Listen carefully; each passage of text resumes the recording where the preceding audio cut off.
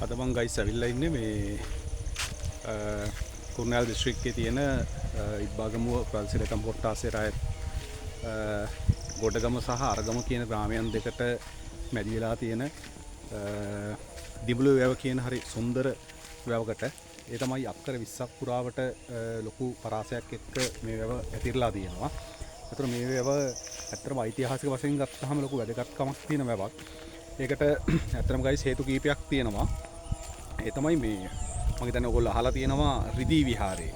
රිදී විහාරය හදාගෙන යන කාලේ රිදී විහාරය සම්පූර්ණ කරන්න ගොඩක් දේ මදි වෙද්දී ලොකු රිදී ගොබයක් මතුණා කියලා තමයි මේක පිළිගන්නේ. එතකොට රිදී ගොබේ මිල කරලා ඉවර වෙලා ඒ රිදී ප්‍රමාණය මිල කරලා ඉවර වෙලා රිදී විහාරය කියන හරි සුන්දර විහාරය ගොඩනගලා තියෙනවා, නිර්මාණය කරලා තියෙනවා. ඒකෙන් ඉතුරු වෙලා තියෙනවා මේ තවත් රිදී සහ බඩු ගොඩක්. ඔය ගඩොල්, එතකොට ගල්, මේ සියලු දේ එකතු කරලා ඔය තියෙනවා කුරුණෑගල දඹුල්ල පාරේ එද්දි ගොකරල්ල පොලිසිය කියන තැනින් ඇතුළට එද්දි මඩගල්ල පාරට එද්දි හදපු ලොකු උතුරු පහුව රජමහා විහාරය කියලා ලොකු පන්සලක්. අන්නේ පන්සලේ චෛත්‍ය රාජයන් වහන්සේ හදන්න පස් ගත්තා කියන. එහෙම නැත්නම් ගොඩනගන්න ගඩොල් ටික කපාගත්තු වැව තමයිලු මෙන්න මේ දිඹුළු වැව කියලා කියන්නේ. පසු කාලයේ මේක වැවක් බවට පත් වෙලා තියෙනවා. ඉතින් හරි ලස්සනයි, හරි අලංකාරවත්. මෙන්න මේ වැව ගත්තාම මේක මේ ජනප්‍රවාදේන විශ්වාසයන් කීපයකුත් තියෙනවා. මම දැන් ඒකේ අර වාහන මතින් මේ ඉස්සරහට යන්නේ. වාහනෙන් ඉස්සරහට යන්නේ දැන් එද්දි නම් මේ තනකොළ ඇදිලා ගොඩක් මේක මේ ජරා ජීර්ණයට පත් වෙලා තියෙනවා. මේකෙන් අක්කර දහස් ගානකට ආසන්න ප්‍රමාණයක් අස්වද්දන වැවක්. ඒ වගේම තමයි මේ වැව ගත්තාම ඇත්තටම මේ වර්තමානයේ තුල මෙහෙම අපිරිසුදු තත්ත්වයට පත් වෙලා ගොඩ වෙලා තිබ්බට මේකෙන් අක්කර මම කලින් කිව්වා වගේ අක්කර දහස් ගානක් අස්වද්දන වැවක්. මේකේ මේ ජනප්‍රවාද ටිකක් තියෙනවා. මම මේ ඉන්න තැන දැන් නම් පේන්නේ නැහැ. මේක මේ අතීත ගැමියන්ගෙන් අපි ගත්තු තොරතුරුත් එක්ක මේක මේ කියවෙනවා ඇත්තටම ගයිස් මේ යක්ෂණියක් මේ අර පොල්ලත්තක් ඇදගෙන ගියා කියලා කියනවා. ඒතර ඒකේ පාරවල් ටික මේකේ තියෙනවා. ලස්සනට තියෙනවා. මේක අර නිදන් තැම්පත් කරපු ලොකු වැවක් කියන එකත් ජනප්‍රවාදය තුල තියෙනවා. ඒ වගේම තමයි මේ ලොකු මේ ගල් පර්වතයක් මේ අඩි ගානක් පුරාවට මීටර් ගණනාවක් පුරාවට පැතිරලා තියෙන මේ ගල් තලාවක් තියෙන මේ පේන ඇති ඔයාලට. ඒ ගල් තලාවේ මේ තනින් තන හරි ඉතාම විශාල ගල් කුට්ටි තියෙනවා මේ වැව මත. ඒ කියන්නේ ගල මත. ලොකු ගල් ප්‍රමාණයක් තියෙනවා. කොහොම හැදිලා තියෙනවද කියන එක කියන්න තරම් අපහසුතරම එක හරි సౌందర్యාත්මකයි. මේ බලන්න ඔයාලට පේනවා මේ.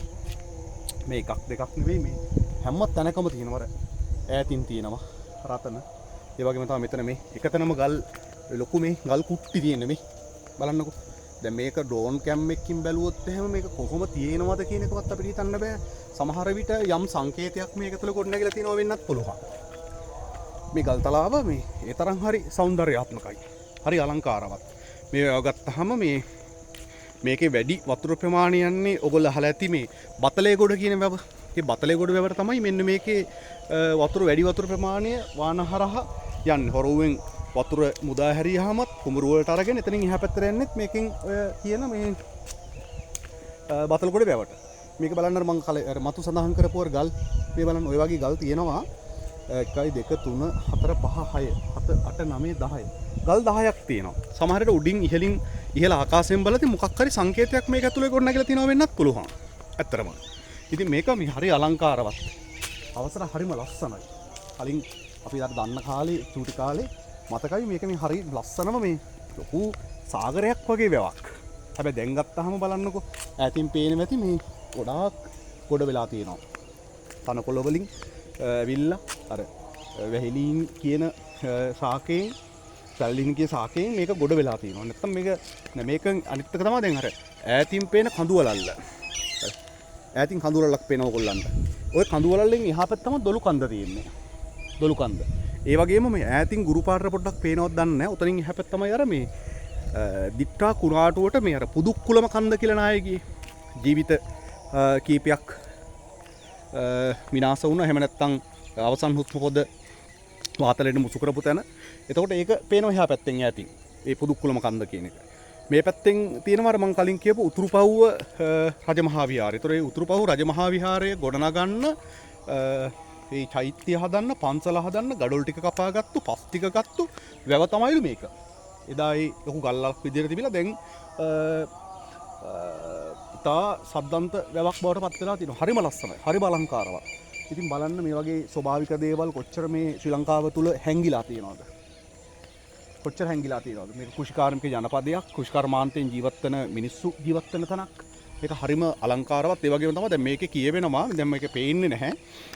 මේ වැවේ ඔය ඔන්න ඔය මැද හරියට වෙන්න මෙතන ගල්ලේ ඉඳලා මීටර 25ක් විතර ඇද තියෙනවා මේ කැටගල කියලා එකක්. ඔය කැටගලේ ලොකු නිදහනයක් තියෙනවා කියලා ජනප්‍රවාදයේ සඳහන් වෙනවා. ඒක ගොඩක් මේ අර නියං කාලෙද්දි ඒක පෑදෙනවා. නියං කාලෙද්දි පෑදෙනවා. දැන් නම් ඒක පේන්නේ වතුර මට්ටම ඉහළ මට්ටමක තියෙන නිසා මේක මේ දවස්වල නම් වැහිලා තියෙන්නේ. ඉතින් හරිම අලංකාරවත් මේකෙන් නම් වැවක්. මේකට කියන්නේ අපි නිබුල වැව කියලා හඳුන්වන්නේ. අර කියපු ඓතිහාසික ඒ වැදගත්කම මේක ඇතුලේ ගොඩනැගිලා තියෙනවා. ඒ තමයි මේක ඇතුලේ අර මම කලින් කිව්ව උතුරුපව් රජමහා විහාරය හදලා තියෙන දෙවෙනි බෝධිගුප්ත රජුරෝ. එතකොට දෙවෙනි බෝධිගුප්ත රජුරෝ මේක හදද්දි ඒකට පස්කට්ටු වැව එන ඓතිහාසික වශයෙන් වැදගත්කමක් තියෙනවා. ස්වභාවික సౌందර්යයක් මේක ඇතුලේ ගොඩනැගිලා තියෙනවා. ඉතින් අර මේවා අපි ස්වභාවික දේවල් මේ සුන්දර දේවල් ආරක්ෂා කරගන්න ඕන, සුරක්ෂිත කරගන්න ඕන.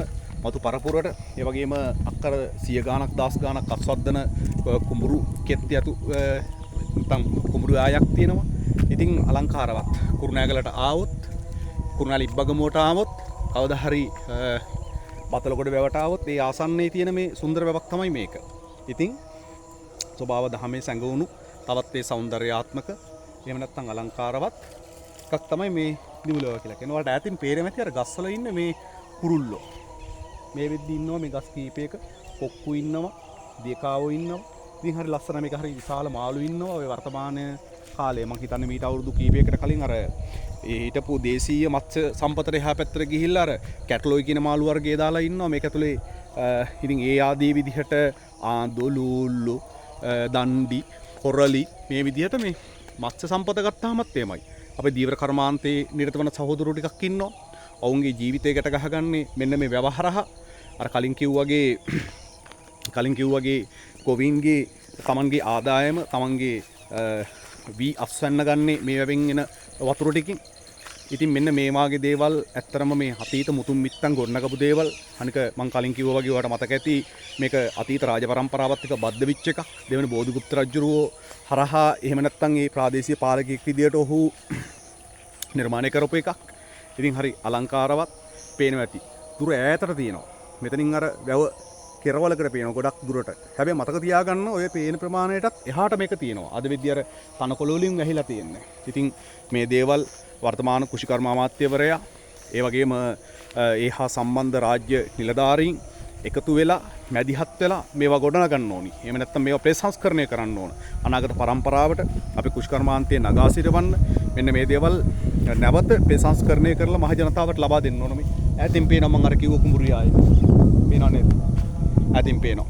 හරි. මේ කුඹුරියාය කෙලින්ම තියෙනවා කිලෝමීටර් ගණනාවක් ඈතට. කිලෝමීටර් ගණනාවක් ඈතට තියෙනවා.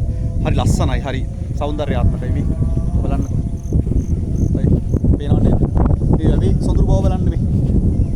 මට කෙරවලටම පෙන්වන්න විදිහක් නැහැ. මේ වෙද්දි පොඩි වර්ෂාවක් පතිදෙමින් තියෙනවා. ඒකත් එක්ක තමයි ටිකක් අපහසු වෙන්නේ. ඉතින් ගයිස් මේ එන්න බලන්න. හැබැයි විඳින්න ආරක්ෂා කරන්න. හරි. එහෙනම් අපි අද නවතිනවා.